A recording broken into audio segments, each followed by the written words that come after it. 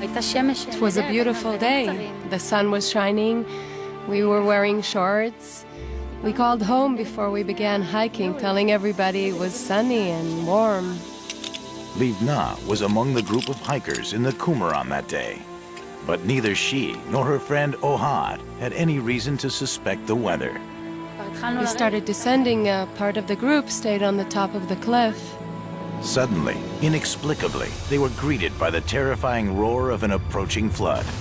The guide told us to run and take cover on a higher ground. We climbed until we reached elevated ground. Until we reached a point where we couldn't go any further. Everything was covered with water, so we sat on a cliff. We had nowhere else to go. Only centimeters from our feet, there was a sheer drop of 60 meters. Everything was flowing. Rocks you wouldn't believe. Later, I understood it was the biggest flood in this area in the past 40 years.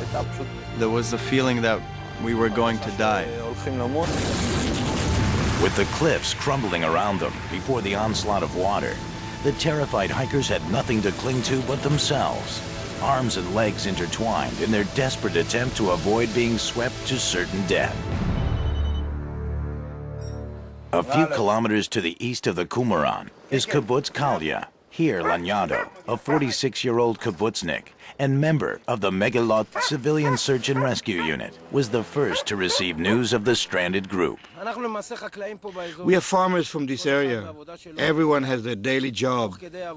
While we are at work, we get sometimes calls. Someone has disappeared in a wadi, or there has been a road accident.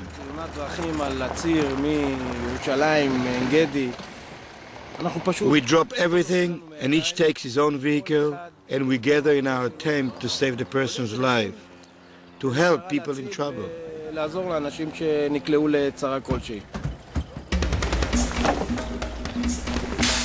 Megillot, with their intimate knowledge of the terrain, worked very closely with the army and the police. They were ideally qualified to deal with a rescue, like the one that was unfolding in the Qumran. People who don't know how to get by in this area, they get into all sorts of trouble that could be avoided. We live here. We know this place.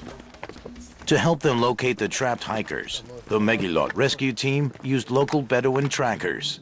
For them, every turned stone, every footprint provides a clue.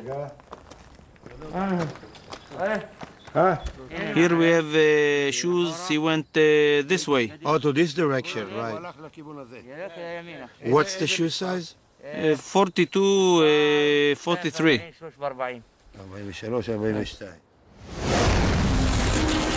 Soaked to the bone and exposed to the cold desert air, Livna had now developed hypothermia. Time was of the essence. My feet were caught between two stones. I couldn't feel them. I was freezing, and I only wanted to sleep. She was disoriented, and I felt like she didn't want to struggle anymore. I actually thought she might die. It is dusk. The Megillot team received their final instructions. Prevented from attempting a rescue from the canyon floor by the torrent of water, the decision was made to attempt a rescue from above. Once they reached the trapped hikers, they would have to decide if they could rescue them by themselves, or they would need to call in a helicopter. It was already dark when they reached the canyon rim. We got there and we saw a group of people stranded on one of the cliffs in the area.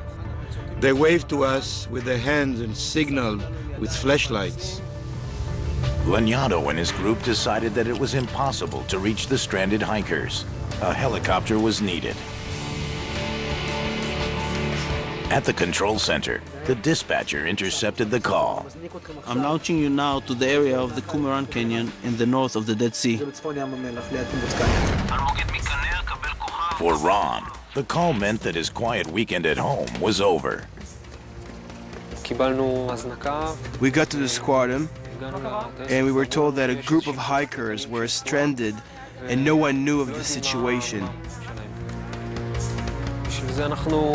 We have been training for years for this moment. On the one hand, I was happy I was given the opportunity. On the other hand, it is said there are cases like that.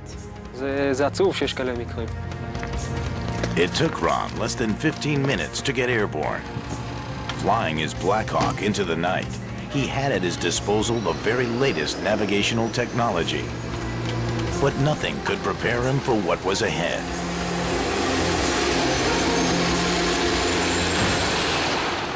You cannot get ready for the unknown in 1 minute. It's a long process of many years. It starts in flight school, where a lot of the training is dedicated to prepare you for things like this. Rescues rarely unfold as neatly as those studied in the textbook. On arrival, Ron faced a situation where he alone would have to account for the lives of those he hoped to rescue and his crew. With the waters raging, nothing short of a heroic effort would do. One of Ohad's and Libna's friends that was stranded with them had just been swept away by the torrent.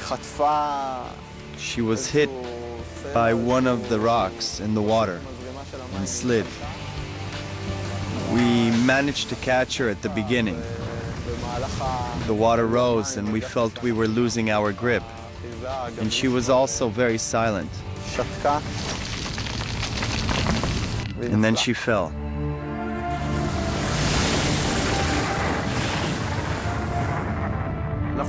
We arrived at the bush, and on it we suddenly saw the body of a girl. She had long hair that got entangled with the branches. The only thing that stopped her from drifting into the Dead Sea was her long hair. Otherwise she would have disappeared forever, and we never would have found her.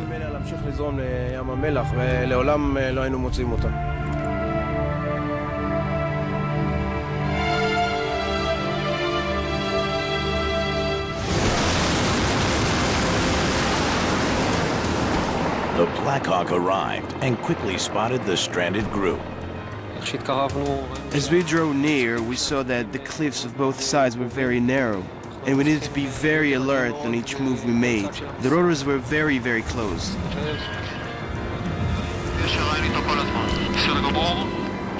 Of all the situations a pilot can find himself in, hovering in a canyon at night is the worst.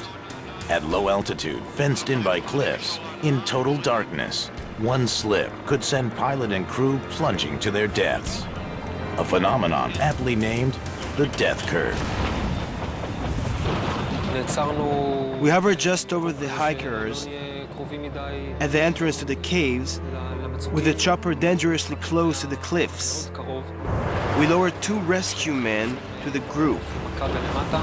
One of the girls was hypothermic.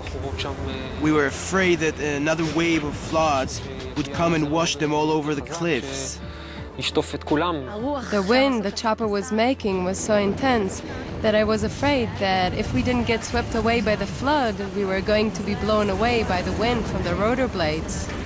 We decided to send down the airborne rescue team, so they would attempt to lead the hikers to the safety of the caves. We withdrew so as not to disturb the survivors with the airstream from the rotors. With his fuel resources running dangerously low, Ron had little option but to make a decision that could have put the entire mission in jeopardy. He would have to circle and wait for his men to lead the stranded group to the safety of the cave. If the fuel ran too low, he could well find himself in a situation in which the relatively healthy survivors were safe, but he would have to leave the hypothermic girl and head back to refuel. And with night temperatures falling to 8 degrees centigrade, this would almost certainly amount to a death sentence.